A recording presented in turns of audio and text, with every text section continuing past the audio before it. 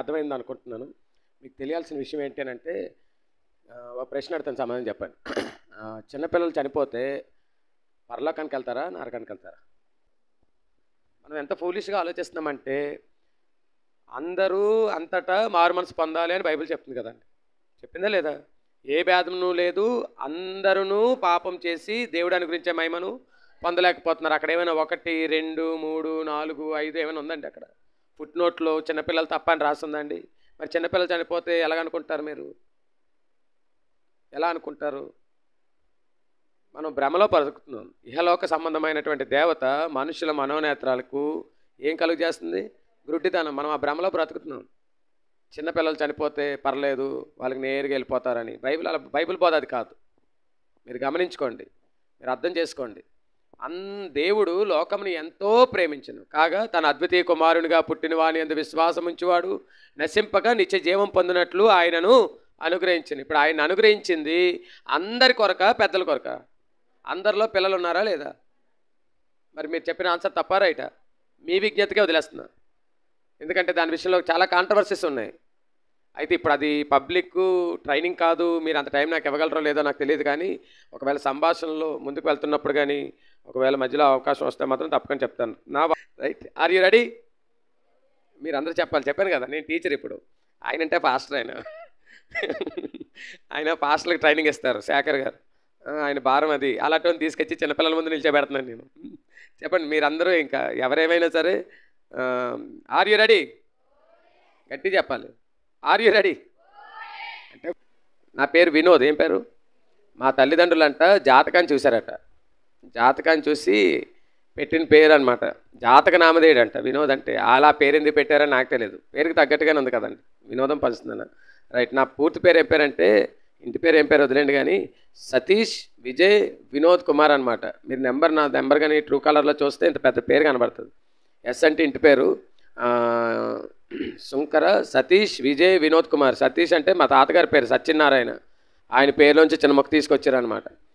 తర్వాత ఏమో జాతక బలాన్ని బట్టి ఏదో పెడతారు కదా, దాన్ని బట్టి నక్షత్ర బలాన్ని బట్టి విజయ్. తర్వాత జాతక నామధేయుడు ఏమో వచ్చి వినోద్. మొత్తానికి పెట్టి ఇంత పెద్ద పేరు తగిలించారు. కానీ అందరూ నన్ను పిలిచేది వినోద్ అనే, కాబట్టి మీకు కూడా కొంచెం అప్పుడప్పుడు వినోదం పంచుతుంటాం. అయితే విషయం ఏంటి అని అంటే, డిఎల్ మోడీ అనేటటువంటి ఒక వ్యక్తి, ఆయన సువార్థికుడు అనమాట. ఆయన సువార్థికుడైతే ఆయన సువార్త చేయడానికి వెళ్ళాడనమాట. వెళ్ళి ఆయన రక్షణలోకి నడిపించినటువంటి వ్యక్తి, ఆయన మీద ఉన్న మెంటర్ ఆయన ఒకసారి ఈ విధంగా ప్రశ్నించారంట. ఏ మోడీ, ఈరోజు ఎన్ని ఆత్మల్ని నువ్వు ప్రభు కొరకు సంపాదించావు అని అడిగారంట. అడిగితే అప్పుడు ఆ మోడీ గారు చెప్పారంట, 2 ఫుల్ టికెట్ 1 హాఫ్ టికెట్ అని చెప్పారంట. ఆయన ఏం చెప్పారు చెప్పాలి గట్టిగా? 2 ఫుల్ టికెట్లు 1 హాఫ్ టికెట్. వెంటనే ఆ మెంటర్ అనుకున్నారంట, అదే ఆయన పైన ఉన్నటువంటి వ్యక్తి అనుకున్నారంట, ఓహో ఓకే మీకు అర్థమైందా, 2 ఫుల్ టికెట్ 1 హాఫ్ టికెట్ అంటే బస్సు ఎక్కుతాం కదా, తెలుసు కదా. చెప్పండి ఇప్పుడు 2 ఫుల్ టికెట్ 1 హాఫ్ టికెట్ అంటే 2 పెద్దోళ్ళు. Okay very good. అయితే అంటే అప్పుడు వెంటనే మోడీ గారు అన్నారంట, రాంగ్ అన్నారంట. రాంగా? 2 ఫుల్ టికెట్ అంటే పెద్దోళ్ళే కదా, హాఫ్ టికెట్ అంటే చిన్నోళ్ళే కదా. అంటే అప్పుడు అన్నాడట ఆయన, కాదు 2 చిన్నపిల్లలు 1 పెద్ద ఆయన అన్నాడంట. అదేంటి అలాంటప్పుడు నువ్వు రాంగ్ చెప్పావు, తప్పు నువ్వు చెప్పినంత తప్పు అంటావు, 2 హాఫ్ టికెట్లు 1 ఫుల్ టికెట్ అనాలి. అంటే అప్పుడు ఆ మోడీ గారు చెప్పారంట, సార్ ఈయన సగం జీవితం అంతా లోకంలో కలిసిపోయింది, ఇంకా మహా బతికితే ఇంకొన్నాళ్ళే బతుకుతాడు, కాబట్టి ఆయన ఆఫ్.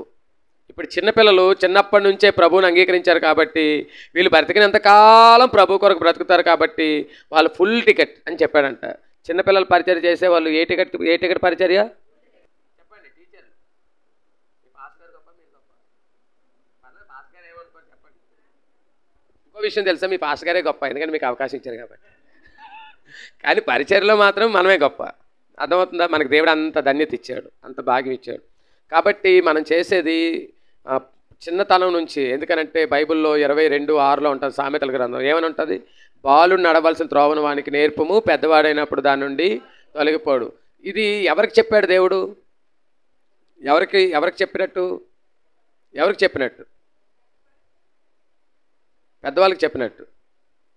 చెప్పినట్ట. అంటే ఎవరైతే బాలులు కాదో అందరికీ చెప్పినట్టే. అంటే బాలలు చిన్నపిల్లలు అయితే ఎవరు కాదో వాళ్ళందరికీ చెప్పినట్టే. వాళ్ళందరి బాధ్యత మంది. మనకి అందరికీ రక్షణ అవసరం. అందరికీ రక్షణ అవసరమా లేదా? అందరికీ రక్షణ అవసరం కాబట్టి రక్షణలోకి మనం నడిపించాలి. అయితే బాలుని నడవలసిన త్రోవని వానికి నేర్పినప్పుడు పెద్దవాడైనప్పుడు దాని నుండి తొలగిపోడు. కాబట్టి చిన్నతనం నుంచే ఇప్పుడు ఒకవేళ బహుశా మీ ఈ జనరేషన్ గురించి నేను మాట్లాడట్లేదు. ఇప్పుడు ఉదాహరణకి మా జనరేషన్ ఇలాగా అంటే మణిపాల్ని కూడా ఇందులో కలపట్లేదు నేను. మణిపాల్ జనరేషన్ కూడా మా తర్వాత జనరేషనే. మా జనరేషన్లో మాకు స్కూల్లో కొట్టేవారు. మీకు కొట్టారా? తొక్క తీసేవారా? కంప్లైంట్లు ఎవరు లేవు అప్పుడు. మీరు 5G బ్యాచ్ అన్నారు, 4G బ్యాచ్ అన్నారు మీరు, రైట్. మీకు కొట్టారా బ్రదర్? అందుకని మీరు పెద్దలు అయ్యారు, రైట్. ఈరోజు నిజంగా చెప్తున్నాను, ఈరోజు అసలు ఆ కట్టింగ్లు కానీ వేసుకున్న వస్త్రాలు కానీ అసలు తల్లిదండ్రుల భయం లేదు పిల్లలకి.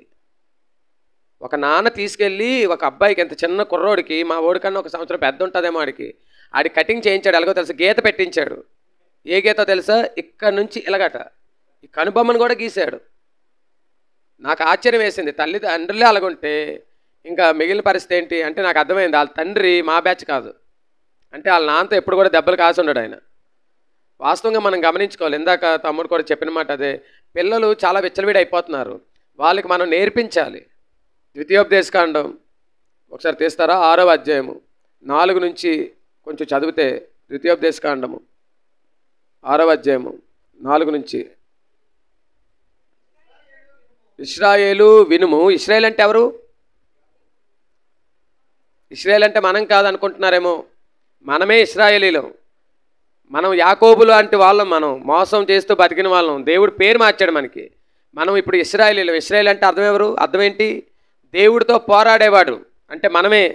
మనకు ఏది కావాలన్నా మనుషులతో పోరాడకూడదు. ఎవరితో పోరాడాలో తెలుసా? దేవుడితో పోరాడాలి. మీ భర్త మారకపోతే, మీ భర్త ఇంకా మందిరానికి రాకపోతే, ఒకవేళ మీ భర్త దేనికైనా బానిస అయితే, మీ కొడుకు దేనికైనా బానిస అయితే, మీరు పోరాడాల్సింది మీ కొడుకులతో, మీ భర్తలతో కాదు. ఎవరితో తెలుసా? దేవుడితో.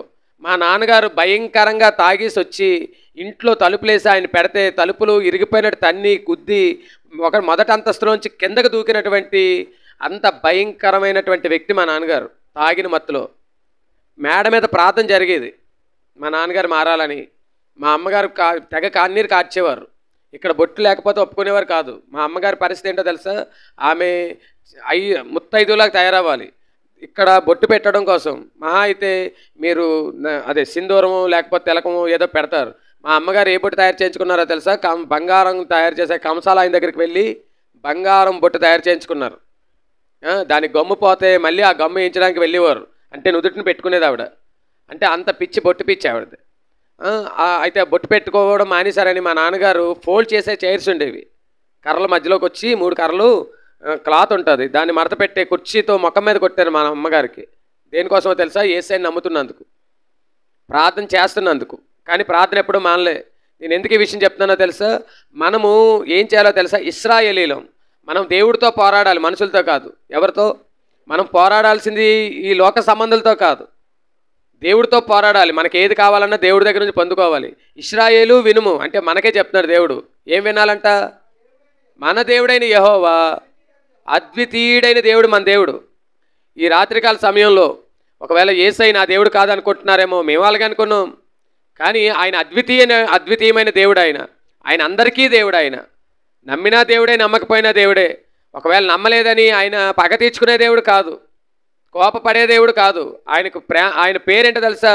ప్రేమ కలిగిన దేవుడు. ఆయన అద్వితీయుడైన దేవుడు. ఆయన ఓ ఇశ్రాయేలు వినుము, మన దేవుడైన యెహోవా అద్వితీయుడైన యెహోవా. నువ్వు దేవుడి దగ్గరికి వచ్చేటప్పుడు నీ పూర్ణ హృదయంతో రావాలి, నీ పూర్ణ ఆత్మతో, నీ పూర్ణ శక్తితో నీ దేవుడైన యెహోవాను సేవించాలి, ప్రేమించాలి. నేను యేసయ్యని నమ్మాను, 7 వారాలు చర్చికి వెళ్ళాను, 7 వారాలు ప్రార్థన పెట్టించుకున్నాను, నాకేమీ జరగలేదనంటే అదంతా తప్పుడు బోధ కాబట్టి జరగలేదు. బైబిల్లో లేదు 7 వారాలు ప్రార్థన చేయని నీకు అద్భుతాలు చేస్తానని దేవుడు చెప్పలేదు అక్కడ. 7 వారాలు ప్రార్థన పెట్టుకున్నాను, నా ఇంట్లో పరిస్థితి మారలేదు అంటే బైబిల్లో లేనిది చేస్తే ఎలా మారుతుంది? నీకు నిజంగా దేవుడు చెయ్యాలి అని అంటే మా నాన్నగారు మారారు. ప్రత్యక్ష సాక్షిని నేను. 93వ సంవత్సరంలో మా అమ్మగారు చనిపోతారని సర్టిఫికెట్ ఇచ్చేశారు డాక్టర్స్. విశాఖపట్నంలో టాప్లో ఉన్న 7 Hills హాస్పిటల్లో మా అమ్మగారికి ఆపరేషన్ చేయిస్తే ఆపరేషన్ ఫెయిల్ అయిపోయి ఇంక ఈమె బ్రతకడం కష్టం. నా తర్వాత మా తల్లిదండ్రులకి 2 సంతానం, నా తర్వాత మొత్తం మేము 3, నా తర్వాత 2 చెల్లెళ్ళు. ఈ 3 పిల్లలకి తల్లి ఉండదు ఇంకా డిక్లేర్ చేశారు. మా నాన్నగారు అప్పటికి తాగుబోతుగా తిరుగుబోతుగా వారంలో 4 రోజులు ఇంటికి రాకుండా క్యారమ్స్ ప్యాకెట్ ఆడుకుంటూ ఆ క్లబ్బులంట గ్రంథాలయాల వెంట ఉండి అసలు బాధ్యతారహితంగా ఉండేవారు. మా నాన్నగారు స్టేట్ గవర్నమెంట్ ఎంప్లాయ్, కూలి పని వాళ్ళు కాదు ఆయన, కూలి చేసుకున్న ఆయన కాదు, ఇంట్లో జీతం సరిపోయేది కాదు. మా నాన్నమ్మగా వచ్చిన పింఛన్ ద్వారా మా తాతగారు పోలీస్ డిపార్ట్మెంట్లో కానిస్టేబుల్. మా నాన్నగారికి 9 సంవత్సరాల ప్రాయంలో మా తాతగారు గుండె హార్ట్ అటాక్తో చనిపోయారు. చనిపోతే ఆ ఉద్యోగం మా నాన్నగారికి ఇద్దామని చూస్తే మా నాన్నగారు కూడా నాలాగా చాలా హైట్, మీకు అర్థమై ఉంటుంది. ఆయన షార్ట్ అయిపోవడం వల్ల 9 సంవత్సరాల వరకు ఉద్యోగం ఏమిస్తారు ఎవరు, కాబట్టి ఆ ఉద్యోగం ఆ విధంగా పోతే మా నాన్నగారికి పింఛన్ రాస్తే అప్పట్లో వచ్చిన పింఛన్ చాలా తక్కువ. ఇంటింటికి నీళ్ళు మోసి బిందెలతో సిల్వర్ బిందెలతో ఆ ఇంట్లో ఈ ఇంట్లో పాచి పనులు చేసి ఆ విధంగా వాళ్ళ ముగ్గురు, మా నాన్నమ్మగారికి 3 సంతానం, వాళ్ళ ముగ్గురిని అలాగే పెంచారు. మాకు చవితులు వచ్చిరావు, నేను ఎవరిని విమర్శించట్లేదు, మా ఇంట్లో జరిగింది చెప్తున్నాను. చవితులు చేస్తే ఇంట్లో ఎవరో ఒకరు చనిపోతుండేవారు. ఆ విధంగా మా నాన్నమ్మగారికి 5 సంతానం అయితే అందులో మా నాన్నగారు 2 అన్నీళ్ళు అలాగే చనిపోయారు చవితులు చేయడం వల్ల. ఇప్పటికీ కూడా కొంతమందిలలో నమ్మకాలు ఉంటాయి, కొన్ని పండుగలు వచ్చిరావని. మాకు చవితులు వచ్చేవి కాదు, అందుకని వాటికి మేము దూరం. అయితే ఆ రకంగా ఉన్నటువంటి మా ఇంట్లో ప్రార్థన ద్వారా, దేని ద్వారా? ప్రార్థన ద్వారా, కేవలం ప్రార్థన ద్వారా మా నాన్నగారు మారారు, మా పరిస్థితులు మారాయి, మన అమ్మగారు స్వస్థత వచ్చింది.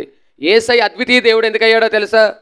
ఆయన అద్భుతాలు చేసే దేవుడు. మా ఇంట్లో అద్భుతం చేశాడు, డాక్టర్ సర్టిఫికేట్ ఇచ్చింది బతకరాని మా అమ్మగారు, కానీ మా అమ్మగారు ఈ రోజుకి సజీవుల లెక్కలో ఉన్నారు. మా చిన్నతకి బ్లడ్ క్యాన్సర్, నోట్లోంచి ముక్కులోంచి బ్లడ్ వచ్చేసి జుత్తంతా ఊడిపోయి ఆ థెరపీలు చేసి ఇంకా బ్రతకదో ఇంకా తీసుకుపోండి అని అంటే మా నాన్నమ్మ పడి అలాగా ఆమెను పెట్టుకొని ఏడ్చి ప్రార్థన చేస్తే నా యేసే బ్రతికించాడు. ఈ రోజుకి మా చిన్నత సజీవుల లెక్కలో ఉంది.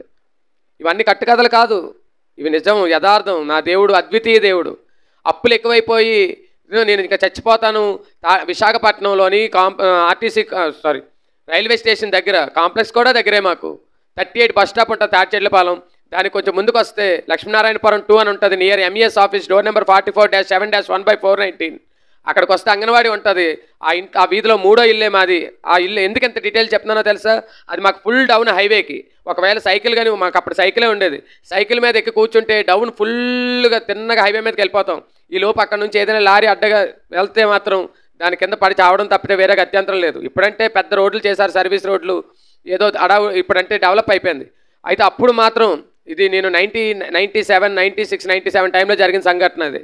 మా నాన్నగారు అప్పులు తీర్చలేక, ఇంటిని పోషించలేక లారీ కింద పడి చనిపోదాం అనుకొని ఇంట్లోంచి వెళ్ళిపోయారు. ఆయన వెళ్ళిపోతే దేవుడు ఏం చేశాడో తెలుసా? ఆయన బ్రతికించాడు. యేసయ్య అంటే పలకడానికి ఇష్టపడిన మా నాన్నగారు ఒక్కసారి మైండ్లోకి మా అమ్మగారు మేము గుర్తొచ్చామంట. నేను చనిపోతే నా పిల్లలు ఏమైపోతారు, నా భార్య ఏమైపోద్ది, నేను ఎలాగైనా బ్రతకాలి అనుకొని ఆ సైకిల్ పడిపోతే యేసయ్యా నన్ను రక్షించి అన్నారంట. ఒక వైట్ వస్త్రాలు వేసుకొని, ఎవరో తెలియదు, ఒక ఆయన మా నాన్నగారిని సైకిల్ని పక్కకు లాగారు. జనాలందరూ గుమ్ము కొడితే ఆ వ్యక్తి ఎవరో ఇప్పటికీ తెలియదు. సజీవంగా మా ఇంట్లో జరిగిన మాటలు ఇవన్నీ, కట్టుకథలు కాదు. యేసయ్యని నమ్మామంటే ఎవరో ఏదో ఇస్తున్నారని నమ్మట్లే, దేన్ని ఆశించి నమ్మలే. మా కుటుంబాన్ని బాగు చేశాడు, అనాథనైపోవాల్సిన నాకు తల్లిదండ్రులను ఇచ్చాడు నా యేసయ్య. అందుకని ఈరోజు నేను ధైర్యంగా చెప్పగలను యేసయ్య కోసం. ఈ రాత్రికాల సమయంలో ఒకవేళ యేసయ్య అంటే అపోహలో ఉన్నారేమో, యేసయ్య అంటే ఏదో మనకు కాదనుకున్నారేమో, ఒక్కసారి ఆలోచించి చూడు, నీ హృదయాన్ని తెరిచి చూడు. నీ పూర్ణ హృదయంతో, మీ పూర్ణాత్మతో, మీ పూర్ణ శక్తితో యెహోవా దేవుణ్ణి, యేసు ప్రభు వారిని కన్ఫ్యూజ్ ఏం అవ్వక్కర్లేదు. ఎవరో చెప్పిన మాటలు నమ్మడం కాదు, రుచి చూస్తే మీకు అర్థమైపోద్ది. తీపి ఆవకాయకి కారం ఆవకాయకి 2 మామిడికాయతోటే చేస్తారు, కాకపోతే పేరు వేరు. అదేవిధంగా యెహోవా ఎవరు, యేసు ప్రభు ఎవరు, వాళ్ళకి అంతమంది అనుకోవద్దు దయచేసి. రుచి చూచి ఎరగండి. మీరేం చేయాలంట? సేవించాలంట. తర్వాత మాట చదవండి ఒకసారి. నేడు నేను నీకు ఆజ్ఞాపించు ఈ మాటలను నీ హృదయంలో ఉంచుకునే వాళ్ళు. నువ్వు ఫాస్ట్గా చదవండి బ్రదర్, టైం లేదు. ఇక్కడ చాలా ఇంపార్టెంట్. ఎవరికి చెప్పాలంట? ఓ అమ్మ, ఎప్పుడైనా నీ కుమారుని కూర్చోబెట్టి యేసయ్య ఇదిరా అని చెప్పారా? నీ కుమారుడు ఎలా మారుతాడు? ఓ తల్లి, నీ కుమారుని కూర్చోబెట్టి యేసయ్య మనకి ఇలా చేశాడురా, మనం యేసయ్యని ఎందుకు నమ్ముకున్నాంరా, యేసయ్యని మనం ఎందుకు వెంబడించాలి, మనం మందిరానికి ఎందుకు వెళ్ళాలో తెలుసా?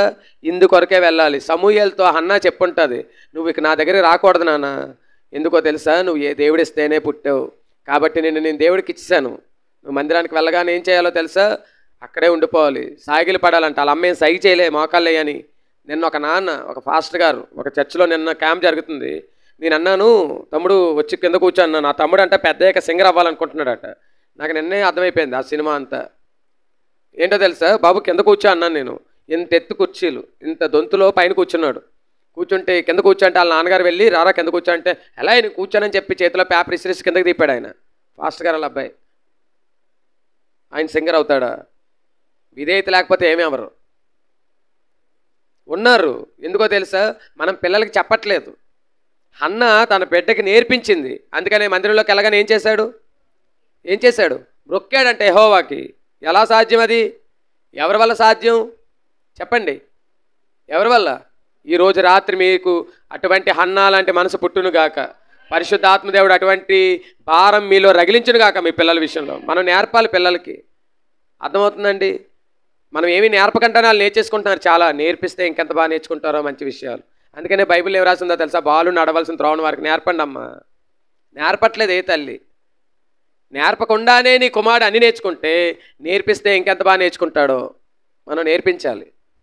తర్వాత కింద చదువుకోండి కావాలంటే. నువ్వు బయట నడిచినప్పుడు, కూర్చున్నప్పుడు, లేచినప్పుడు, పడుకున్నప్పుడు నీ గౌన్ల మీద రాసుకోమన్నాడు. ఏ గౌను? వాటి గురించి మాట్లాడాలి. సూచనగా చేతులు కట్టుకోవాలి. ఎవరు కట్టుకుంటున్నారు ఈరోజు? ఏం కడుతున్నారో తెలుసా పిల్లలు? వాడి జీన్ ప్యాంట్కి ఇచ్చిన తాడు ఉంటుంది కదా, అది. ఎందుకు ఇది కట్టామంటే మా అమ్మ కట్టింది. ఆడపిల్లలు కాళ్ళకి తాళ్ళు కడుతున్నారు. ఎందుకు కడుతున్నారో తెలియదు. ఇంతకుముందు అయితే కనీసం ఆ పొడుగు వేసుకునేవారు. ఏమనేవారు? ఆ బుట్టాలు ఏమంటారు వాటిని? పొడుగ్గా ఉంటాయి కదా, అదే మీరు వేసుకున్న లాంటివి. లెగ్గింగులు కాకుండా అదే లెగ్గింగులే. పటియాలాలు వేసుకునేవారు. నాలాటోడి నుంచి రక్షించబడేవారు కొంచెం. కానీ ఇప్పుడు యాంకిల్స్ వచ్చేసాయి కదా, ఏమంటారు? యాంకిల్ లెంతలు అంట. మొట్టికాయలు వేసిన వాళ్ళు లేక. అది మన పద్ధతి కాదు అది. అర్థమవుతుందా? మీకు తెలుసా, ఆడపిల్లల్ని పెళ్లి చూపులకు వెళ్ళేటప్పుడు అబ్బాయి తరపులు అమ్మాయిని ప్రత్యేకించి పిలిచి, అమ్మ నీ కాలు పట్టీలు చూపించి అనేవారు. పట్టీలు ఉన్నాయో లేదో చూడడానికి కాదు. ఆ యాంకిల్స్ కానీ లావుగా ఉంటేనట భర్త త్వరగా పోతాడట. అర్థమైందా మీకు? ఎంతవరకు ఈ విషయం తెలియదేమో. అది చూడడానికి ఏదమ్మా ఒకసారి నీ కాలు పెట్టుకున్నటువంటి పారాని చాలా ఇప్పుడంటే ఏవో వచ్చాయి. ఇప్పుడు కాలు కారు పెట్టట్లేదు అనుకోండి, చూపించని అలాగే లిఫ్ట్ చేయించి ఆడవాళ్ళు ఏం చేసేవారంటే ఆ కాలు తాలూకా సైజుని చూసేవారంట. ఒకవేళ అక్కడ భాగంగానే ఎత్తుగా ఉంటే తన భర్తకి ప్రాణగ్రాన్ని ఆమెను పెళ్లి చేసుకునే వ్యక్తి త్వరలో చనిపోతాడట. తెలుసా మీకు ఈ విషయాలు? నేను ఇప్పటికైనా హిందువునని నమ్ముతారా మీరు? అంటే మీరు నమ్మాలని చెప్పలేదు. ఇలాంటి సాంప్రదాయాలు, ఇలాంటి విధానాల్లోంచి వచ్చాం మేము. దానికే ఏం చేస్తున్నారు తెలుసా, ఆడపిల్లలకి దిష్టి తగలకూడదని నల్ల తాళ్ళు కట్టేస్తున్నారు చర్చికి వచ్చి కూడా. బుద్ధి చెప్పేవాళ్ళు లేక. నువ్వు హిందువా లేకపోతే దేవుడు నమ్ముతున్నావా, దెయ్యం నమ్ముతున్నారా? దేవుడు నమ్మితే దిష్టి ఎలా తగ్గుతుంది మనకి? కాటి కొనుక్కోమన్నాడు. ఏ కాటిక? దేవుడు అమ్మిన కాటిక. అంతేగాని షాపులో అమ్మిన కాటికలు కాదు. అర్థమవుతున్న? కళ్ళు బాగా కనబడతాయనంట కాటికలు పెడుతున్నారు. ఎవరు పెట్టుకునేవారు? ఇతరులను ఆకర్షించడానికి పెడతారు కాటికలు. తెలుసా మీకు? పరాయి పురుషులను ఆకర్షించడానికి పెట్టే అలంకరణలు అవన్నీ కూడా. భర్త ఉన్నప్పుడు ఎందుకు తయారవదు భార్య? బయటికి వెళ్ళేటప్పుడే తయారవ్వాలా? ఎవరు చూడాలి? 24 గంటలు ఇంట్లో ఉన్నప్పుడు తయారవ్వచ్చు కదా భర్త కోసమైతే. బయటికి వెళ్ళేటప్పుడు ఎందుకు తయారవుతున్నారు? ఎవరు చూడాలని తయారవుతున్నారు? గమనించండి ఒకసారి. క్రైస్తవులు మారాలి, విశ్వాసులు మారాలి. యవనస్తులు ఏ డ్రెస్ పడితే ఆ డ్రెస్ కొనుక్కోవడానికి మనకు అవ్వదు. మనకి కొన్ని ఎథిక్స్ ఉన్నాయి. అన్న చున్నీ లేదు, చున్నీ లేకపోతే దాన్ని పడే డ్రెస్ని ఎంత పెట్టుకున్నావు? 2000. ఎవడు కొనమన్నాడు? 2000 పెట్టి డ్రెస్ కొనుక్కున్నావు. 100 రూపాయలు పెట్టి చున్నీ కొనుక్కోలేవా దాని మీదకి? నీ ప్రైవేట్ పార్ట్స్ ఎవరు చూడాలి? నీ ప్రైవేట్ పార్ట్స్? దేవుడు దాన్ని ఎందుకు రహస్యంగా ఉంచాడు? నీ ముక్కుని కనబడినట్టుగా ఎందుకు దాన్ని కనబడినవ్వలేదు? దేవుడే చొక్కాలు చేసి ఇచ్చాడు. ఎందుకో తెలుసా? అలా ఉండకూడదని. చొక్కా పద్ధతి వచ్చింది ఎక్కడి నుంచో తెలుసా? బైబిల్లో నుంచి. నాగరికత కాదు అది. నా దేవుడు తన సొంతగా తన గొర్రెబొచ్చిని చొక్కాలుగా చేసి ఇచ్చాడు నా దేవుడు. అవి రహస్యంగా ఉండాలి, అందరు కనబడేటట్టు కాదు. చిరిగిపోయిన ప్యాంట్లు వేస్తున్నారు. చిరిగిపోయిన ప్యాంట్లు మా ఊర్లో అడుక్కున్నాడు వేసుకుంటాడు. నిజం. పిల్లలకి నేర్పట్లేదు. మా పెద్ద చెల్లి లాయర్, తను వాళ్ళ అబ్బాయిని సిఎంఆర్ సెంటర్కి తీసుకెళ్ళి 1300 పెట్టి, ఇప్పుడు ఆడ ఇంటర్ ఫస్ట్ ఇయర్లండి, 7th-లోనో 6th-లోనో సిఎంఆర్ సెంటర్ మధ్యపాలెంలో ఉంటుంది. వెళ్ళి 1300 పెట్టి ప్యాంటు కొన్నారు. ఇంకోసారి వేసావా కాలు ఎరగొట్టేస్తానన్నాను. దానికి చిరిగిపోయి ఇలాగా 2 చోట్లే, ఇక్కడో చిన్నది ఇక్కడో చిన్నది. 1300 పెట్టి చిరిగిపోయిన ప్యాంట్ ఎందుకు కొన్నావు అన్నాను. స్టైల్ కాదు అది. నీ బిడ్డలకి స్టైల్ కాదు నేర్పాల్సింది, భక్తి జీవితం నేర్పాలి. ఏమి నేర్పాలి? మనమే సండే స్కూల్ టీచర్లే సరిగా రారు. మనం ఎలా డ్రెస్సులు వేస్తాం? Jean pant. అసలు మేము ఎప్పుడైనా మీరు గమనించుకోండి, టీం వాళ్ళకి కూడా చెప్పాను. ఏమైనా తెలుసా? ఎవరు జీన్ ప్యాంట్ వేయడానికి వీల్లేదు, అందరూ ఫార్మల్సే. ఫార్మల్తో మనం మాదిరిగా ఉండాలి పిల్లలకి. సండే స్కూల్ టీచర్ మాదిరిగా ఉండాలి, మనం బోధించాలి. చదవండి బ్రదర్, చేతులకి ఎలా కట్టుకోవాలి, సూచనలుగా నీ చేతి కట్టుకోవాలి. నీ కన్నుల నడుమ బాసికాలుగా ఉండాలి. మన ద్వారబంధాల మీద అవతల సైడ్ ఉంటుంది, నేను నువ్వు నా ఇంటి వారును. నేను ఫస్ట్ టైం ఇక్కడికి వచ్చినప్పుడు నన్ను ఇంప్రెస్ చేసిన వేట తెలుసా, వాక్యాలే. వాక్యమే మెయిన్, మనకి వాక్యమే దేవుడు. ఏమో వచ్చేసారి వచ్చినప్పుడు ఇదంతా వాక్యాలు అయిపోతాయి. ఎందుకంటే వాక్యానికి ప్రయారిటీ ఇచ్చేటటువంటి సేవకులు మీ సేవకులు. తర్వాత బ్రదర్, గౌన్ల మీద ఏంటి? గౌన్లు అంటే ఆడపిల్లలు వేసుకుంటారు గౌన్లు కదా, గౌన్ అంటే అదే కదా. ఏం రాస్తుంది బ్రదర్? నీ గౌన్ల మీద అంట. గౌన్ అంటే అదే కదా, అంగి వేసుకుంటారు ఇలాగా, దాన్నే కదా గౌన్ అంటారు. దాని మీద రాసుకోవాలి. గౌన్లు అంటే అవి కాదు, ఇవి గోళ్ళు. ఏంటి? గోళ్ళ మీద రాయాలి. మన ఇంటి మీద ఏం చేస్తాం, అవతలోడు వచ్చి సెప్టిక్ క్లీన్ చేస్తామని స్టిక్కర్ అంటించేసినా పర్లేదు. ఫాస్ట్ గారాలు ఆ ముందు రోజు వెళ్తారా బ్రదర్ మీరు ఇంటింటికి? క్రీస్తు నేడు పుట్టిను అదే క్యారల్స్కి వెళ్తారా? వెళ్ళరు. కొంతమంది వాక్యాలు అంటించండి అమ్మా అని చర్చిలో చర్చిలో ఇస్తారు. పెయింట్లు వేసాం, అంటించుకో. ఆడొచ్చి సెప్టిక్ క్లీన్ నిండిపోయిందా ఫోన్ చేయండి అని అంటించేసినా పర్లేదు వాళ్ళు వచ్చి. కానీ వాక్యాలు మాత్రం మన గోళ్ళ మీద. కాబట్టి మనం ఆలోచించుకోవాలి, ఓకేనా? ఇదంతా కూడా ఏంటంటే ఇంట్రడక్షన్. ఇంకా టాపిక్లోకి వెళ్ళే. పాస్టర్ గారికి నేనేం చెప్పానంటే, మత్తయి 18వ అధ్యాయం మాట్లాడతానండి అన్నాను. నేను ఇప్పుడు మాట్లాడతాం. మొదటి వచనం. నేను బైబిల్ కూడా మూసాను. బైబిల్ మూసారంటే అర్థం ఏంటి తెలుసా? కొంతమందికి అమ్మయ్యా దేవుడికి స్తోత్రం రా బాబు మూసారు అనుకుంటారు. కానీ నేను బైబిల్ మోస్తేనే ప్రమాదం. ఏవేవో గుర్తొచ్చేస్తుంటాయి. బైబిల్ తెరిచుంటే అక్కడే ఉంటాం. చదివండి త్వరగా 18:1. ఆ కాలమున శిష్యులు యేసునద్దకు వచ్చి పరలోక రాజ్యంలో ఎవడు గొప్పవాడని చాలండి ఒకసారి ఆగండి. యేసయ్య దగ్గరికి వచ్చి ఆ శిష్యులు అడిగారు. అంటే దీని మీద చాలా కామెంటరీస్ ఉన్నాయి.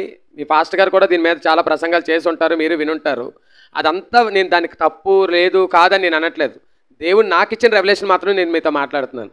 12 మంది శిష్యులు వచ్చి యేసయ్యతో ప్రశ్న అడిగారు, పరలోక రాజ్యంలో ఎవరు గొప్ప అని. ఇప్పుడు యేసయ్య సింపుల్గా మీ 12 మందిలో మొట్టమొదటి నా కోసం చనిపోయే వ్యక్తి యాకోబు, కాబట్టి ఆయన గొప్ప అంటే అయిపోయి ఉండేది. లేకపోతే అందరికన్నా ఆఖరి వరకు ఉంటాడు కదా యోహాను, కాబట్టి ఆయన అని అంటే అయిపోయి ఉండేది. లేకపోతే సంఘాన్ని స్థాపిస్తాను కదా, సంఘానికి మెయిన్ కీ పర్సన్ పేతురు అంటే అయిపోయి ఉండేది. లేకపోతే భారతదేశానికి 2 సార్లు మిషనరీ యాత్ర చేస్తాడు తోమ, ఆయన అంటే అయిపోయి ఉండేది. లేకపోతే ఎవరో ఒకరు పేర్లు చెప్పేసి ఉంటే అయిపోయేది. లేకపోతే సింపుల్గా యోధా మాత్రం కాదు అంటే అయిపోయి ఉండేది. సింపుల్గా మనమైతే అలాంటి ఆన్సర్ చేస్తాం. నేను అదే అనుకుంటా. యేసయ్య ఏ మనిషి? చదవండి ఇప్పుడు 2. ఇప్పుడు ప్రశ్న ఏంటి? ఎవడు గొప్ప? ఆయన ఎవరిని పిలిచారు? అసలు చిన్నపిల్లడికి పరలోక రాజ్యానికి ఏంటి సంబంధం? ఆలోచించాలి మనం ఈ రాత్రికాల సమయంలో. ఇప్పుడు ఆలోచించకండి, ఇంటికి వెళ్ళాక ఆలోచించండి. అంటే పరలోకానికి చిన్నపిల్లడికి ఏదో రిలేషన్ ఉంది అక్కడ ఏదో ప్రభు చెప్పాలనుకుంటున్నారు. ఇది శిష్యుడు చెప్పిన ఉపమానం కాదు, పౌలు గారు చెప్పింది కాదు, స్వయాన యేసు ప్రభు వారు చెప్పింది. చిన్నపిల్లని మధ్యలో నిల్చోబెట్టి తన వద్దకు పిలిచి వారి మధ్య నిలబెట్టి మార్పు నొంది వీళ్ళ వంటి వారైతే కానీ ప్రవేశింపరని చెప్పారు దేవుడు. అంటే పిల్లలకి పరలోక రాజ్యంలో గొప్పలు అవడానికి సంథింగ్ ఏదో ఉందనేది అర్థమైంది. అలాంటి స్వభావం ఉంటేనే పరలోకానికి వెళ్తారంట. ఓకేనా? 4వ వచనం చదవండి. కాగా 5 చదవండి బ్రదర్. ఇలాంటి ఒక బిడ్డను నా పేరట చేర్చుకున్న వారు నన్ను చేర్చుకుని. అంటే ఇప్పుడు బిడ్డలకి మనం పరిచర్య చేస్తున్నామంటే ఎవరికి చేస్తున్నట్టు? మీరు ఎవరికి చేస్తున్నట్టు? వీళ్ళు మాట వినట్లేదు అని నేను చెప్పను అంటే అవ్వదు. మీరు వాళ్ళకి పరిచర్య చేస్తున్నారంటే ఎవరికి చేస్తున్నట్టు? అర్థమైందా? జాయిన్ ఎత్తుకోవడం కాదు, జాయిన్ అందరూ ఎత్తుకుంటారు. ముక్కు చీవుడు వేసుకొని ఎవరో అబ్బాయి వస్తారు చూడండి, వాడిని ఎత్తుకోవాలి. అర్థమవుతుందా? చిన్నపిల్లలకి పరిచర్య చేస్తే మనం ఎవరికి చేస్తున్నట్టు? యేసయ్యని చేర్చుకున్నట్టు. ఎవరిని? యేసయ్యని చేర్చుకున్నట్టు. ఇప్పుడు ఒకవేళ చేయకపోతే నేను డీటెయిల్గా వెళ్ళట్లేదు కానీ చాలా షార్ట్కట్లో వెళ్తున్నాను. 6వ వచనం చదవండి బ్రదర్. నా యందు విశ్వాసం ఉంచి ఈ చిన్నవారిలో ఒక్కని అభ్యంతరపరిస్తే, జాగ్రత్త, అభ్యంతరపరిస్తే అంటే వాళ్ళు కానీ చర్చకి రాకుండా కారకులు మీరైతే, వాళ్ళు చర్చకి రాకపోవడానికి కారణం మీరే అయితే, సండే స్కూల్కి రాకపోవడం కారణం మీరే అయితే, వాడు సండే స్కూల్కి వెళ్ళకపోవడానికి కారణం తల్లిదండ్రులుగా మీరే అయితే, వాడి మెడకు పెద్ద తిరగట్రాయి కట్టబడిన వాడై మిక్కిలి లోతైన సముద్రంలో ముంచి వేయబడటం వానికి మేలు. అంటే చూడండి ఒకసారి, అంటే లోతైన సముద్రంలో తాడు కట్టి మెడకి లోపల పడేస్తే సమ్మగా ఉంటుందా, హాయిగా ఉంటుందా, బాగుంటుందా, ఎలా ఉంటుంది, ఎలా ఉంటుంది? అంటే దాని అర్థం మీకు ఏమర్థమైందో నాకు తెలియదు, కానీ నేనైతే ఇలాగ అర్థం చేసుకున్నాను అనమాట. యాయిరు కుమార్తె చనిపోతే యేసయ్య ఏం చేశాడు? వెళ్ళి తెలియదు ఏం చేశాడో. యాయిరు కుమార్తె చనిపోతే ఏం చేశాడు యేసయ్య? అయ్యో చెప్పండి. ఓహో, మీకు యాయిరు ఇల్లు మీ దగ్గర కాదేమో, రైట్. లాజర్ చనిపోతే యేసయ్య ఏం చేశాడు? లాజర్ మీ ఇంటి పక్కన ఉండేవాడేమో, అందుకే స్పష్టం చెప్పారు. సరే, ఓకే, త్వరగా. లాజర్ చనిపోయి ఎన్ని రోజులైంది? 4 రోజులైంది. లోపల పెట్టేశారు కదా, కంపోసన వాసన వస్తుందంటే అయినా సరే బతికించాడు కదా. అంటే ఇప్పుడు దీన్ని బట్టి మీకు అర్థమైందేంటి? చనిపోయిన శవం కనబడితే యేసయ్య ఏం చేస్తాడు అంటే, ఇప్పుడు మెడకి తిరగట్రాయి కట్లు అవుతాయని సముద్రంలో పడేయమంటున్నాడు అని అంటే, దాన్ని నేను ఎలా అర్థం చేసుకున్నాను? నీ శవాన్ని కూడా నేను చూడాలనుకోవట్లేదని అర్థం. అంటే నీ శవాన్ని కూడా యేసయ్య చూడాలనుకోవట్లేదు. ఎప్పుడు చిన్నపిల్లల్ని అభ్యంతరపరిస్తే. ఇప్పుడు చెప్పండి, చిన్నపిల్లల విషయంలో మనం ఎంత జాగ్రత్తగా ఉండాలో. పరలోకానికి వెళ్ళాలి అంటే చిన్నపిల్లల విషయంలో శ్రద్ధ వహించాలి, చిన్నపిల్లల విషయంలో బాధ్యత తీసుకోవాలి, చిన్నపిల్లల విషయంలో శ్రద్ధ వహించాలి. అరే రండిరా, పర్లేదు రండిరా, అక్కడికి వెళ్దాం రండిరా అని చెప్పి అవసరమైతే మీ వంట అంతా మానుకొని ఆ పిల్లల్ని పట్టుకొని వచ్చి కూర్చోబెట్టాలి. అర్థమవుతుందా? దేవుడి సన్నిధిలో అంత ప్రయారిటీ ఇవ్వాలి మనం చిన్నపిల్లల పరిచయంలో. ఆఖరిగా 10వ వచనం బ్రదర్. ఈ చిన్నవారిలో ఒకనైనను తృణీకరింపకుండా జాగ్రత్తగా చూసుకోండి. ఎవరి దూతలు? గట్టి చెప్పండి. వీరి దూతలు. ఇప్పుడు స్కూలే కదా ఇది, స్కూలేనా? ఇందులో గవర్నమెంట్ ఆఫీస్ ఏమైనా ఉందా? లేదు. స్కూల్కి వాచ్మెన్ ఉంటారా? ఉన్నారా? ఆ వాచ్మెన్ గారు వచ్చి ఆ ఎదురుగా ఫ్యాక్టరీ ఉంది కదా, అక్కడ కాపలా కాస్తాడు ఆయన. ఎందుకు కాయడు? ఏం కాస్తే ఏముంది, తప్పే ఉంది అందులో? స్కూల్కి వాచ్మెన్ కాబట్టి ఎక్కడ కాపలా కాయాలి? ఎక్కడ ఉండాలి అక్కడే ఉండాలి ఆయన కదా, దాన్నే పరిరక్షించాలి కదా, రైట్. ఇప్పుడు చెప్పండి, పిల్లల దేవదూతలు ఎక్కడ ఉండాలి? పిల్లలకు సంబంధించిన దేవదూతలు ఎక్కడ ఉండాలి? ఎక్కడ ఉండాలి? పిల్లల మీరు అన్నీ సస్పెన్స్ చెప్తారేంటి? మేము ఇస్తాం క్వశ్చన్ అండ్ ఆన్సర్స్, అంటే చిన్న హింట్ ఇచ్చి రాయండి అని. మీరేమో పిల్ల అంటే మేము చెప్పండి.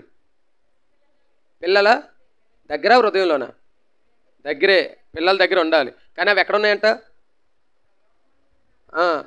నా తండ్రి ముఖమును ఎల్లప్పుడూ పరలోకంలోనే చూస్తున్నాయంట. అంటే అవి ఎక్కడ ఉన్నాయి? దేవదూతలు ఎక్కడ ఉండాలి? 34:7 ప్రకారం కీర్తనలు, యెహోవా యందు భయభక్తులు గలవారి చుట్టూ దేవదూతలు కావలుండి వారిని రక్షిస్తాయి కదా.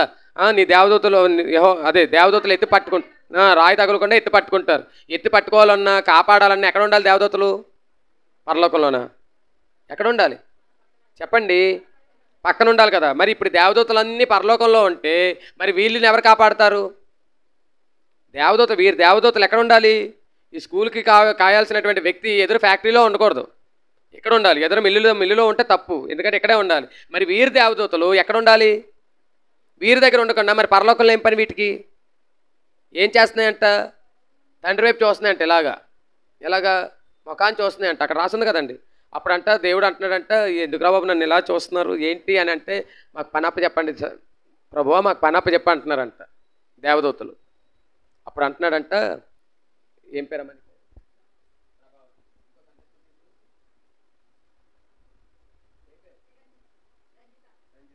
అప్పుడు తండ్రి అయిన దేవుడు సింహాసనం మీద కూర్చొని ఏమంటున్నాడో తెలుసా? అంటే వీళ్ళిద్దరి పేర్లో తెలుసుకున్నాను, టైం అంటే అందరి పేర్లో తెలుసుకున్నాను.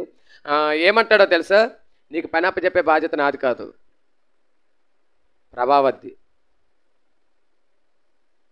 నేను నీకు పనప్ప చెప్పే, నీకు పనిచ్చే బాధ్యత, నేను నీకు పని ఇవ్వలేను. నీకు పని ఎవరు ఇవ్వగలరో తెలుసా? ఏం పేరు అన్నావమ్మా?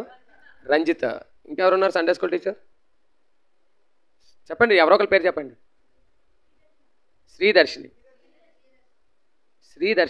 ప్రియదర్శిని. నీకు పని అప్పచెప్పే పని ఎవరిస్తారో తెలుసా? ప్రియదర్శిని. అర్థమైందా మీకు? మన వీధిలో మన ప్రాంతంలో ఉన్న పిల్లడు లోకంలో తిరిగితే వాడి దగ్గర దేవదూతలు ఉండవు. ఎవరి దగ్గర దేవదూతలు ఉంటాయి? యెహోవా యందు భయభక్తులు గలవారి దగ్గర. వాళ్ళని మనం సండే స్కూల్కి తీసుకొస్తే, వాళ్ళకి దేవుని యందు భయభక్తులు నేర్పిస్తే, అప్పుడు ఆ దేవదూతలు అప్ అండ్ డౌన్ చేస్తాయి దేవుడి దగ్గరికి ఇక్కడికి. యాకోబు దర్శనం. దేవదూతలకు పని అప్పచెప్పే పని ఎవరిదో తెలుసా? సండే స్కూల్ టీచర్ది. ఎవరిది? ప్రభావతి ఎవరిది? Wrong answer. అది ఎవరిది? మీ అందరిది.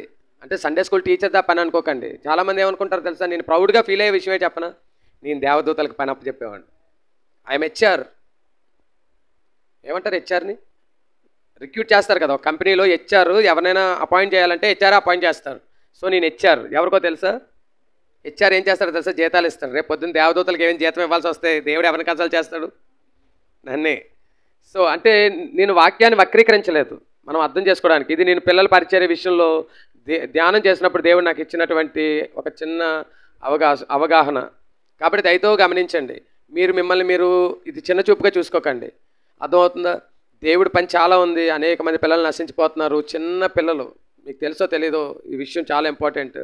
హైదరాబాద్లో సంవత్సరానికి 500 కేసులు నమోదవుతున్నాయి. చాలా యవ్వన పిల్లలు మిస్ అయిపోతున్నారు, ఆడపిల్లలు. పోలీస్ స్టేషన్లో కొన్ని కంప్లైంట్ ఫైల్ చేస్తున్నారు, కొన్ని ఫైల్ అవ్వట్లే. ఏ రోజో తెలుసా? February 14 తర్వాత. ఏం జరుగుతుందో తెలుసా? కొంతమంది అబ్బాయిల్ని, అందంగా కనబడేటటువంటి మంచి స్మార్ట్గా ఉన్న అబ్బాయిల్ని కొంతమంది నియమించి అమ్మాయిల వెనకాల పడేటట్టు చేసి అమ్మాయిల్ని ప్రేరేపించి, వాళ్ళు ఏమి మిస్టేక్ చేయరు, వాళ్ళు ఏ పొరపాటు చేయరు, అమ్మాయిని టచ్ చేయరు, అమ్మాయిని రహస్యంగా తాకాలని కానీ తను ఏదో అబ్యూస్ చేయరు. చాలా డీసెంట్ లవ్ చేస్తారు, పర్ఫెక్ట్ లవ్ చేస్తారు. ఆ అమ్మాయి పేద అమ్మాయి, ఆ అమ్మాయి దగ్గర నుంచి ఏది ఆశించరు. ఆ అమ్మాయికి చాలా ఖర్చు పెడతారు, గిఫ్ట్లు ఇస్తారు, తను ఇంప్రెస్ చేస్తారు. కరెక్ట్గా February 14వ తారీఖు వ్యాలంటైన్స్ డే, ప్రేమికుల దినోత్సవం. కాబట్టి ఈరోజు మనం వెళ్ళిపోయి పెళ్లి చేసుకుందాం అంటారు. ఒకవేళ నువ్వేమైనా తేగలిగితే లేకపోతే నేనే తెస్తాను, నువ్వంటే నా ప్రాణం. ఎంత అందగాడు, నా కోసం ఎంత పడి చచ్చిపోయినాడు, కాబట్టి నన్ను ఎలా మోసం చేస్తాడని ఆ అమ్మాయి ఇంట్లో చెప్పకుండా ఎదిరించి వెళ్ళిపోతే, కొంతమంది పరువు పోతుందని బయట చెప్పుకోక రహస్యంగా ఉండిపోయిన తల్లిదండ్రులు కొంతమంది అయితే, పోలీస్ స్టేషన్లో ఇచ్చేవాళ్ళు కొంతమంది అయితే, గుళ్ళో పెళ్లి చేసుకొని ఆ అమ్మాయిని ఏదో ఎక్కించి వేరే ఊరు తీసుకెళ్ళిపోయి ఏం చేస్తున్నారో తెలుసా? అమ్మేస్తున్నారు. ఎక్కడో జరగట్లే, మన తెలుగు రాష్ట్రంలో పక్కన జరిగింది ఈ సంఘటన. ప్రతి సంవత్సరం 500 కేసులు. ఎందుకు అమ్మేస్తున్నారు? ఎవరికి అమ్మేస్తున్నారో తెలుసా? బయట దేశాలకు కాదు. మీరు అనుకుంటున్నారేమో మాకు తెలియదేంటి, వ్యభిచారం చేయడానికని కాదు, వ్యభిచారం చేయించడానికి కాదు.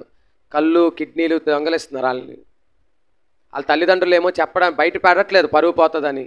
వాళ్ళు ఎక్కడో ఉన్నారనుకుంటున్నారు కానీ ఉండట్లేదు. టీనేజ్ అమ్మాయిలు, యవ్వన ప్రాయంలో ఉన్న అమ్మాయిలు, మెచ్యూర్ అయిన అమ్మాయిలు. ఎందుకు ఇలా జరుగుతుందో తెలుసా? వాళ్ళకి సరైన అవగాహన లేక, వాళ్ళకి సరైన గ్రహింపు లేక చిన్న పిల్లలు నశించిపోతున్నారు. 7th క్లాస్ వాడు బీడీలు కాలుస్తున్నాడు, 7th క్లాస్ వాడు మందు తాగుతున్నాడు. ఎలాగా? ఏంటి కారణం? వాళ్ళ గురించి ఆలోచించట్లేదు, వాళ్ళ గురించి పట్టించుకునే వాళ్ళు లేరు, వాళ్ళ గురించి అసలు అవగాహన చేసుకునే వాళ్ళు లేరు. వాడు స్కూల్కి వెళ్తున్నాడా లేదా? అసలు వాడి చేతిలో మొబైల్ ఇస్తున్నాం మనం. వాడు మొబైల్లో ఏం చూస్తున్నాడో తెలుసా మీకు? మీరు రాగానే ఎందుకు ఇలా తిప్పుతున్నాడు ఫోను, అంతవరకు ఇలా చూసి అసలు చీకట్లో మొబైల్ ఎందుకు చూస్తున్నాడు వాడు? అసలు వేరే గది, పక్క గదికి వెళ్ళిపోయి ఎందుకు అంత అవకాశం ఎందుకు ఇచ్చాం మనం? ఎందుకు ఇస్తున్నాం తల్లిదండ్రులుగా? మన గ్రిప్లో ఉండాలి కదా, మనం కూర్చోమంటే కూర్చోవాలి కదా, మనం చెప్పిన పని చేయాలి కదా. ఎందుకు నీ కొడుకు నీకు మాట వినట్లేదు? ఎందుకు నీ కూతురు నీ మాట వినట్లేదు? ఆలోచిస్తున్నామా ఎప్పుడైనా? వాడు అపవాది సంఖ్యలతో పట్టబడి ఉన్నాడు. పేతురు సంఖ్యలు వేసినప్పుడు, సంఘం అంతా కలిసి ప్రార్థన చేసినప్పుడు, అందులో ఒక చిన్న అమ్మాయి ఉందో తెలుసా మీకు? ఆ చిన్న అమ్మాయి ప్రార్థనలో ఉంది. ఆ చిన్న అమ్మాయి ప్రార్థన చేయబట్టే పేతురు సంఖ్యలు విడిపోయి అక్కడ చెరసాల నుంచి తప్పించబడి వచ్చాడు. మన పిల్లలు ప్రార్థనా పరులై ఉంటే అనేకమైన సంఖ్యలను తెంపబడేటట్టు ప్రార్థిస్తారు. సో మన పిల్లలు ఒక రోదేలాగుందురుగాక, ఒక సమూయేల్లాగుందురుగాక. ఆమెను చెప్పడం చాలా ఈజీ. ఆమెను ఎవరు చేయాలో తెలుసా? మీరే. శ్రీలంకని గడగడలాడించినటువంటి ఒక వ్యక్తి ఉండేవాడు గతంలో, ఇప్పుడు లేడు ఆయన. ప్రభాకరన్ ఆయన పేరు. ఏం పేరు? ప్రభాకరన్. ఆయన LTT అని ఒక సంస్థను స్థాపించి చాలా అసాంఘిక కార్యక్రమాలు చేసేవాడు. స్మగ్లింగు, కిడ్నాప్లు అన్నీ చేసేవాడు. రికార్డ్స్ చెప్తున్నాయి. ఆయన తమిళనాడు సీఎంని కూడా ఎవరినో కిడ్నాప్ చేశారని. శ్రీలంక గవర్నమెంట్ అంతా హడలిపోయేది ఆయన చూసి. ఆయన దగ్గర అంట సబ్మెరీన్ ఉండేదంట. ఎవరి దగ్గర? సబ్మెరీన్. అంటే సముద్రం లోపల వెళ్తుంది, అది గవర్నమెంట్ ఆధీనంలో ఉంటుంది సబ్మెరీన్స్. అలాంటి సబ్మెరీన్ కలిగి ఉన్న వ్యక్తి ఆయన. చాలా ఏదైనా టార్గెట్ పెట్టాడు అని అంటే రాజీవ్ గాంధీ చంపేదారు కదా. సో అలాంటి పెద్ద పెద్ద టార్గెట్లు సైతం సక్సెస్ అయ్యేటటువంటి వ్యక్తి అనమాట ఆయన. అలాంటి వ్యక్తి ఒకసారి ఇంటర్వ్యూ చేశారంట ఆయన్ని. ఇంటర్వ్యూ అని అంటే ఇదిగో ఇప్పుడు కుర్చీలో కూర్చున్నారు కదా, అలా కూర్చుంటే దాని వెనకాల కొంతమంది యవనస్తులు నిలబడ్డారంట. విలేకరు భయపడుతూ దగ్గరికి వెళ్ళి, ప్రభాకరన్ గారు ఒక చిన్న ప్రశ్న, మీరు ఏది తలపెట్టినా మీరు సక్సెస్ అవుతున్నారు, అసలు మీ విజయ రహస్యం ఏంటండి? అసలు మీరు తలపెట్టిన కార్యం ఫెయిల్ అవ్వడానికి కారణం ఏంటండి అని అంటే, అప్పుడు ప్రభాకరన్ గారు నవ్వి అక్కడ ఉన్న ఒక యవనస్తుడి వైపు చూసి, చనిపో అన్నాడంట. వెంటనే మెడలో వేలాడుతున్న సెనైడ్ నోట్లో పెట్టుకొని అక్కడికక్కడ చనిపోయాడంట. అప్పుడు ప్రభాకరన్ అన్నారంట, నా విజయ రహస్యం ఇది అని. విలేకరికి అర్థం కాలేదంట. సారీ, అర్థం కాలేదు అని అంటే, నేను చచ్చిపోమంటే చచ్చిపోయే వాళ్ళు నా కోసం ఉన్నారు, నేను విజయం సాధించకపోతే ఏం సాధించగలను అన్నాడంట ఆయన. ప్రభాకరన్ కోసం ప్రాణం పెట్టేవాళ్ళు ఉండేవారు, కానీ ప్రాణం పెట్టిన ప్రభువు కొరకు పనిచేసేవాళ్ళు లేరు. ఈ రాత్రికాల సమయంలో మీకు ఒక ప్రశ్న. అసాంఘిక కార్యకలాపాలు చేసినటువంటి ప్రభాకర్ అనే వ్యక్తి కొరకు ప్రాణాలు సైతం లెక్క చేయకుండా ప్రాణాలు అర్పించి పనిచేసే వాళ్ళు ఉన్నారు. అదే విధంగా ప్రజలందరి రక్షణ కొరకు ప్రాణం పెట్టిన ప్రభువు కొరకు పనిచేసేవాళ్ళు లేరు. ఈ రాత్రికాల సమయంలో మీరుంటారా అని ప్రభు అడుగుతున్నాడు. మీ సమాధానం ఏంటి? నాకు పెళ్ళి అయిపోయింది, నా ఒంటి నిండా చాలా గాయాలు, నా శరీరం నిండా ఆపరేషన్లు చాలా ఉన్నాయి, నేను చదువుకోలేదు, నాకు చదువు రాదు, నాకు మాట్లాడడం రాదు, ఇలాంటి సాకులు చాలామంది చెప్పారు. కానీ ఒక్కసారి యేసై చేతిలోకి వస్తే యేసై నిన్ను విరిచి అనేక మందికి వడ్డిస్తాడు. దేవుడిది ఆ పని, నిన్ను వాడుకునేటటువంటి విధానం దేవుడికి తెలుసు. కానీ దేవుడికి అందుబాటులో ఉండడానికి మీరు ఇష్టపడుతున్నారా? తలలు వంచుకుందాం, కళ్ళు మూసుకుందాం. ఒకటే ప్రశ్న. ప్రభాకరన్ కోసం ప్రాణాలు అర్పించే వాళ్ళు ఉన్నారు, ప్రాణం అర్పించిన ప్రభు కొరకు పనిచేసే వాళ్ళు ఉన్నారా? ఇక్కడ ప్రభు కొరకు పని చేద్దామా? ప్రభు కొరకు మన వంతు ప్రయత్నం. ఏ పని చేయాలి బ్రదర్? మైక్ పట్టుకోలేను, మీరు మైక్ పట్టుకోక్కర్లేదు. మీ వీధిలో ఉన్న చిన్నపిల్లల్ని, మీ ఇంటి ముందు తిరుగుతున్నటువంటి చిన్నపిల్లల్ని వెళ్ళిపోదు. దేవుడు మీరు మోకాళ్ళు వేస్తారా లేదని చూడండి, మీ హృదయాన్ని చూస్తారు. గుర్తుపెట్టుకోండి, మీరు ఏ హార్ట్తో ఏ హృదయంతో ప్రార్థన చేస్తున్నారో దేవుడు చూస్తాడు అంతే. ఒక్కసారి క్వశ్చన్ మనకి. ప్రభు మన ప్రాణాలు అడగట్లేదు, ప్రభు ఎక్కడికో వెళ్ళమనట్లేదు, ఏదేదో చేయమనట్లేదు, ఏదేదో కోరట్లేదు. నేను ఒక చిల్డ్రన్ మిషనరీగా నేను ఒకటే ఆలోచిస్తాను కాబట్టి నేను ఒకటే కోరుతున్నా. మీ వీధిలో తిరుగుతున్న పిల్లల్ని, మీ ఇంటి పక్కన ఉన్నటువంటి పిల్లల్ని ప్రభు సన్నిధికి నడిపించగలరా మీరు? మీకు ఆశ ఉంది? ఎప్పుడైనా ఆ విధంగా ఆలోచించారా? మీ పిల్లల లాంటి పిల్లలే కదా వాళ్ళు. గర్భఫలము యెహోవా ఇచ్చు బహుమానం అని మీకు తెలియదా? కుమారులు యెహోవాను గురించి స్వాస్థ్యమని మీరు ఎరుగరా? మరి మన పిల్లలైనా బహుమానం, మన పిల్లలైనా స్వాస్థ్యం, మరి వాళ్ళ పిల్లలు కాదా? ఆ బహుమానాన్ని భద్రపరచాల్సిన బాధ్యత మనకి లేదా? ఆ స్వాస్థ్యాన్ని స్వాస్థ్యంగా చూడాల్సినటువంటి బాధ్యత మనకి లేదా? ఈ రాత్రికాల సమయంలో మనం ఒకసారి ఆలోచన చేయాలి. అనేక మంది చిన్నారులు నశించిపోతున్నారండి. అనేక మంది చిన్నపిల్లలు చాలా స్పాయిల్ అయిపోతున్నారు. అపవాది వాడికి సమయం తక్కువ ఉందని తెలిసి కరోనా అనే మహమ్మారిని పంపించి, దేవుడు పంపించాడో వాడు పంపించాడో నాకు తెలియదు, కానీ మొత్తానికి ఆ సమయంలో చాలామంది పిల్లలు ఫోన్లకి అడిక్ట్ అయిపోయారు. చాలామంది పిల్లలు అవిధేయులు అయిపోయారు. చాలామంది పిల్లల జీవితాలు చీకటైపోయినాయి. సండే స్కూల్ లేవు, పరిచర్యలు లేవు, ఇంటి పట్టు నుండి ఫోన్లు పట్టుకొని దానికి బానిసలు అయిపోయారు. ఈరోజు ఫ్రీ ఫైర్ అనేటటువంటి ఒక భయంకరమైన ఆటకి వాళ్ళు బానిసలు అయిపోయారు. ఆడపిల్లలు అయితే ఇన్స్టాగ్రామ్ రీల్స్ అనేటటువంటి వాటికి బానిసలు అయిపోయారు. ఎవరెవరో అమ్మాయిలు ముక్కు ముఖం తెలియలేని వాళ్ళు ఫాలో అవుతూ, వాళ్ళు పెట్టే మెసేజ్లు, వాళ్ళు పెట్టే చిట్ చాట్లు ఫాలో అవుతూ వారి జీవితాలను నాశనం చేసుకుంటున్నారు. అలాంటి వాళ్ళ కొరకు మనం ఆలోచించాల్సిన వారిగా మనం ఉన్నాం. అలాంటి వాళ్ళ కొరకు మనం ప్రార్థించాల్సిన వారిగా ఉన్నాం. అలాంటి వారిని వెతికి పట్టుకోవాల్సిన వారిగా ఉన్నాం. అలాంటి వాళ్ళని మనం ప్రభు మార్గంలోకి తీసుకురావాల్సిన వారిగా ఉన్నాం. మరి అటువంటి వారిగా మనం ఉండాలని ప్రభు కోరుతున్నాడు. మీరు ఆ విధంగా ఉండడానికి మనసు మీరు సిద్ధపరచుకోగలరా? మిమ్మల్ని మీరు ప్రభుకి సమర్పణ చేసుకోగలరా? ఈ రాత్రికాల సమయంలో దేవుడు అందుకే మిమ్మల్ని ఇక్కడ కూర్చోబెట్టాడు. మీకు వాక్యం తెలియదని కాదు, మీకు వాక్యం ఎరగని వారని కాదు, లేకపోతే మీరు పాపంలో ఉన్నారని కాదు, లేకపోతే మీరు దేవునికి వ్యతిరేకమైన పనులు చేస్తున్నారని కాదు. ప్రభు ఇక్కడికి తీసుకొస్తా. నేనిచ్చిన బహుమానాలు భ్రష్టు పట్టిపోతున్నాయి. నేను ప్రణాళిక కలిగి ఉన్నటువంటి పిల్లలు, నేను స్వాచ్ఛంగా ఇచ్చినటువంటి పిల్లలు లోకంలో కలిపోతున్నారు. వాళ్ళు నాశనం అయిపోతున్నారు. చిన్న పిల్లలు తాగుబోతులు అయిపోతున్నారండి. చిన్న పిల్లలు డ్రగ్స్కి అడిక్ట్ అయిపోతున్నారు. చిన్న పిల్లలు వ్యసనాల బారిన పడుతున్నారు. మొబైల్లో డబ్బులకి ఒక అబ్బాయి, చిన్న అబ్బాయి 10th క్లాస్ అయ్యింది, ఇంటర్మీడియట్ ఫీజు కడదామని వాళ్ళ నాన్న డబ్బులు అప్పు చేసి ఆ అకౌంట్లో పెడితే రమ్మీ ఆడి డబ్బంతా పోగొట్టేశాడు. చాలా ఇళ్లల్లో యాతన మిగులుతున్నది పిల్లల వల్ల. సంతోషించాల్సినటువంటి పిల్లల విషయాన్ని బట్టి అనేక మంది తల్లులకి కన్నీరే మిగులుతుంది. అనేక మంది పిల్లలు బట్టి చాలామంది తల్లిదండ్రులు చనిపోవాలని నిశ్చయించుకుంటున్నారు. దీనికి గల కారణం ఎవరో కాదు, మనమే. మన వల్లే, మనం ఆలోచించకపోవడం వల్లే, మనం చేయాల్సిన పని చేయకపోవడం వల్లే. ఇంతవరకు జరిగిన నష్టం చాలు, ఇంతవరకు మనం కన్ను మూసుకున్నది చాలు, ఇంతవరకు చూసి చూడకుండా వదిలేసింది చాలు. ఇకనైనా మనం మేల్కొందామా? ఇకనైనా మనం మేలుకొందామా? ధూళి దులుపుకొనుము యెరూషలేము కుమారి, నీ మెడకట్లు తెంపుకొనుము సీయోను కుమారి, నీకు లేచి నిలబడు అని చెప్తున్నాడు. లేచి నిలబడు. మనం లేచి నిలబడాలి. ప్రభు సన్నిధిలో మనం ప్రార్థించాలి. ప్రభు సన్నిధిలో మనం మొరపెట్టాలి.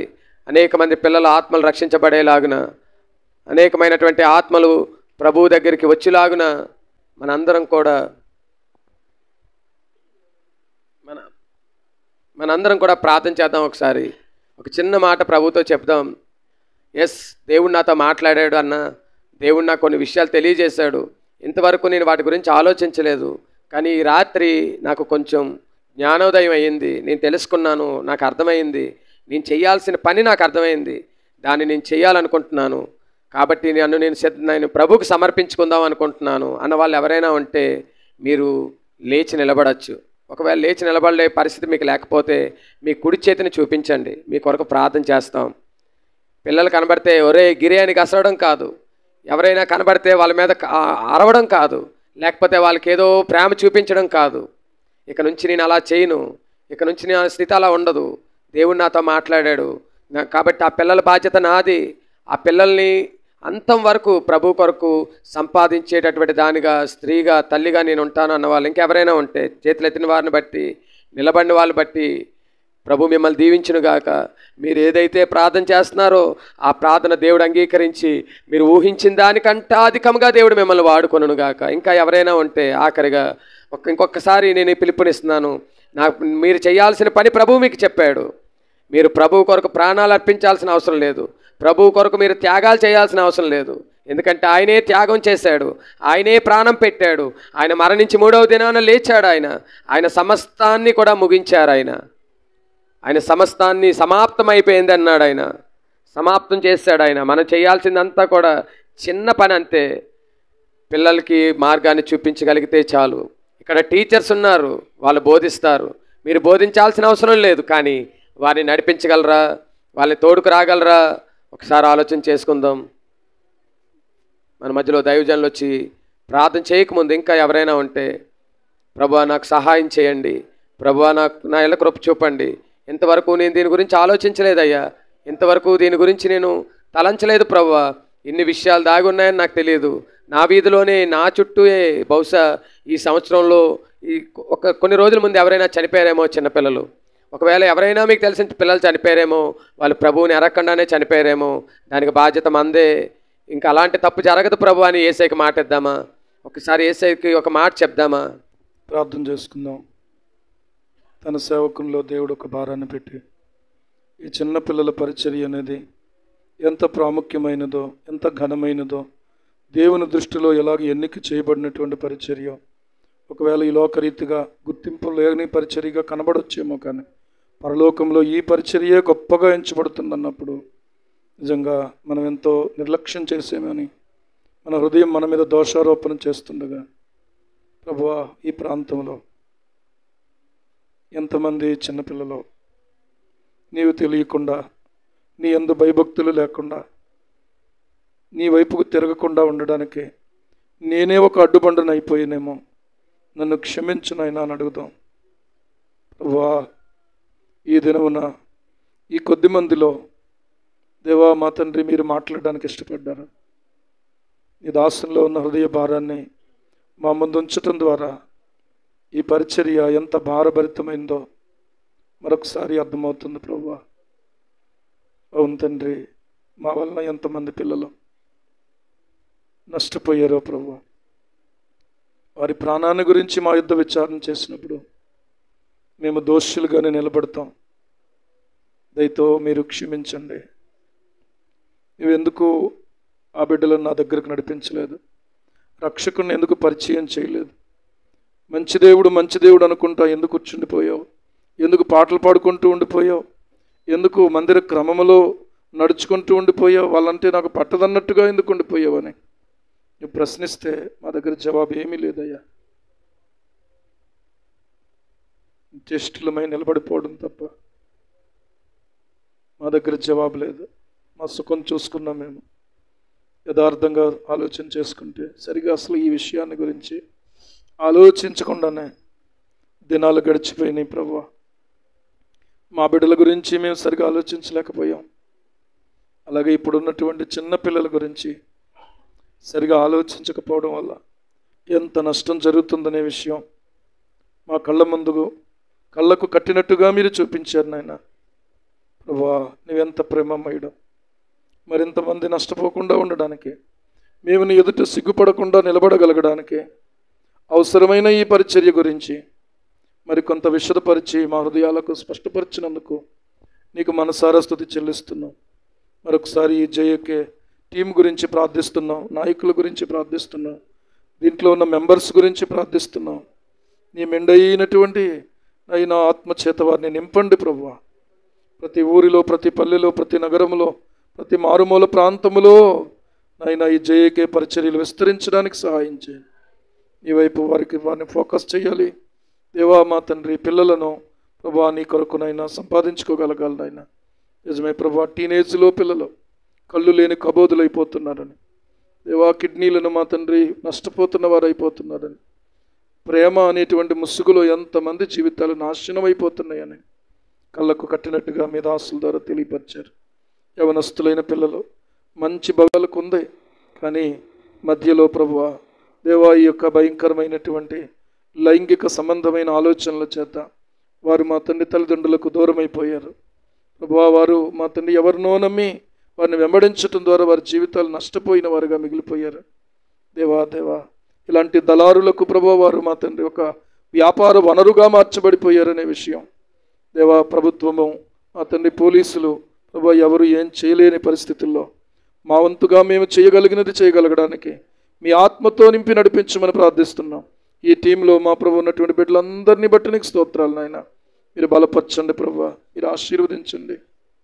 దేవా, నీవెంత మంట పెట్టావో, ఎంత భారం పెట్టావో, ఏదో జరిగిపోతుంది సండే స్కూల్ పరిచర్య అని చెప్పుకోవడానికి కాదు, కానీ మరింత ఆసక్తితో, మరింత పట్టుదలతో, మరింత భారముతో ప్రార్థించి ప్రతి బిడ్డ ప్రభువా సండే స్కూల్ టీచర్గా, సండే స్కూల్లో ఉపదేశకులుగా తండ్రి వాళ్ళు నిలబడగలిగినట్లుగా సహాయించి ఈ రాత్రి నేను చాలా ఆశపడ్డాను ప్రభువా. ఇంకా చాలామంది బిడ్డలు రావాల్సిన అవసరం ఉంది, కానీ మరొక ప్రక్క వచ్చిన వారు కొద్దిమంది అయినా వారి హృదయాలు వెలిగించబడితే అది మేలే కదా అనిపించింది ప్రభువా. ఆశగల ప్రాణం తృప్తిపరిచే దేవుడు, మేలుతో నింపే దేవుడు అని నీ లేఖనంలో చదువుతున్నాం.